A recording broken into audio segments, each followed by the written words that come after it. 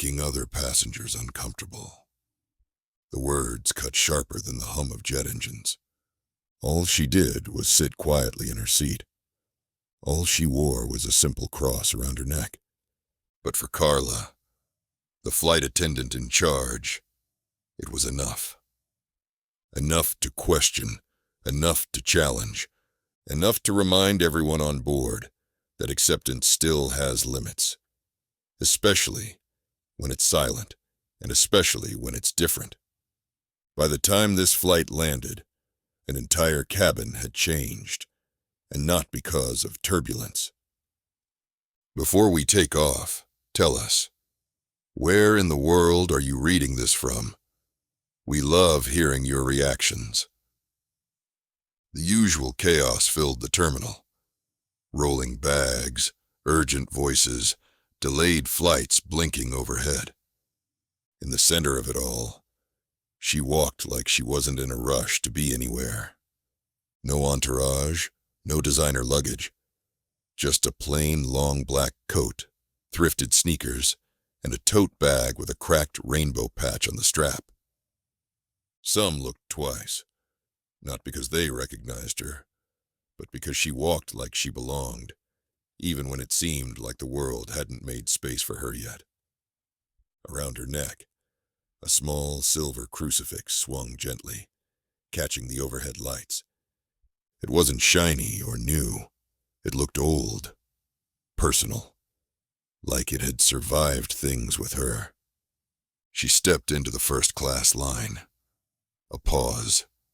The flight attendant at the gate, Carla, noticed her. Noticed the name on the ticket. Noticed the crucifix. And most of all, noticed the contradiction she couldn't explain. Carla's brow furrowed. I think this line's for first class only. The woman offered a gentle, measured smile. I know. That's me. The boarding pass was correct. Carla checked it again. Twice. Still, her tone stiffened. Her mind raced. There was something that didn't fit here. The pass said first class, but her eyes disagreed. She let her board eventually, but followed her with her eyes. And when that crucifix swung back into view again, as the woman took her seat, Carla froze. Something about that cross. Something about her. She sat still, not watching a screen, not reading, just breathing. The cross lay quietly on her chest, still, present. She touched it once, barely, like a reflex, a prayer with no words. Carla watched her from the galley, eyes narrowed, jaw tight. It wasn't the necklace, not really. It was how calm she was wearing it, how proud, how unapologetic. Moments later, Carla approached, practiced grace in every step. Her voice, polished, polite, carried more judgment than care. Ma'am, I need to remind you we have policies regarding overt religious displays in shared premium cabins. Some passengers may find it. She paused, searching for a word that didn't sound as cruel as the one in her head. Inappropriate. The woman looked up slowly, head tilted gently, voice soft but firm.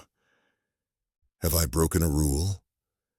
No, Carla admitted.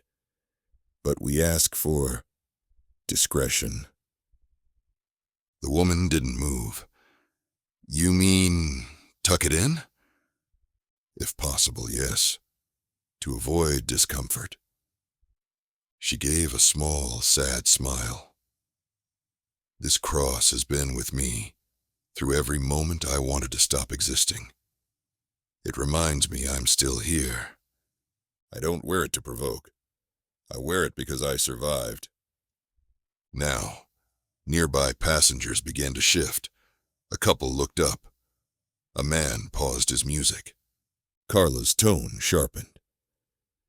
Please be considerate of how this could be perceived. The woman's voice didn't change. Perceived as what? As a contradiction? A transgender woman wearing a cross. Silence bloomed. Even Carla didn't expect the clarity of that truth. It was uncomfortable, but it was real. She tried to step back into authority. If you refuse to cooperate, I'll have to notify the captain. Do what you need to, the woman said, then added, quieter. But remember, the problem isn't what's around my neck. It's what you've been taught to see when someone like me wears it. No raised voices, no announcements. Just a confrontation that felt like it reached deeper than the plane itself. Passengers began to whisper, not in mockery, but in recognition. One person pulled out their phone. Another looked toward the galley. Carla stood frozen, and for the first time, she felt exposed. Not because of policy, because she had made someone's quiet dignity feel like defiance. Captain Morales stepped out of the cockpit with the presence of a man who's seen storms, above and below the clouds. Is there a disturbance? He asked gently. Carla explained. Brief. Clinical. Nicole, her co-attendant, stayed quiet. The captain turned to the passenger. Ma'am, may I hear your side? She spoke with grace. She asked me to hide this, she said, touching the crucifix. I told her it wasn't just jewelry. I told her I wear it not for fashion, but for faith. Faith that I didn't lose in shelters, hospital beds, and dark alleys. A hush. The captain turned to Carla. Did she disrespect you? Silence. Carla's lips moved, but no words followed. Did she raise her voice? 'Cause harm? Carla shook her head. Captain Morales looked at the woman. You may keep it where it is. No one here has the right to erase your story. He turned to Carla. Dismissed from this matter. The video spread like fire. Not for scandal, but for something rarer. A woman who refused to hide herself. And a crew who tried to, until they couldn't anymore. Carla stood in the galley, phone buzzing, shame rising. Not because of the backlash, but because she finally saw it, her own reflection. What she'd become, and what she'd lost behind that uniform. A voice from her past whispered in her memory. What you fear in others is often what you've denied in yourself. As passengers disembarked, Carla stopped her. The woman turned, tired, but kind. I was wrong, Carla said. I thought I was protecting the cabin, but I was protecting my discomfort, and I'm sorry. The woman didn't answer with words at first. She simply reached into her bag and pressed something into Carla's hand. It was the crucifix. You need it more than I do, she said. But if you wear it, don't wear it to hide. Wear it to remember who you are. A woman in a t-shirt, no makeup, no script. Just a small silver cross in her hand and a camera. I judged her for her faith and her identity, because I hadn't made peace with my own. She looked down at the crucifix. This reminded me not to hide anymore. So today, I don't. She smiled, quietly, truly. For the first time, I see people for who they are, not who I expect them to be.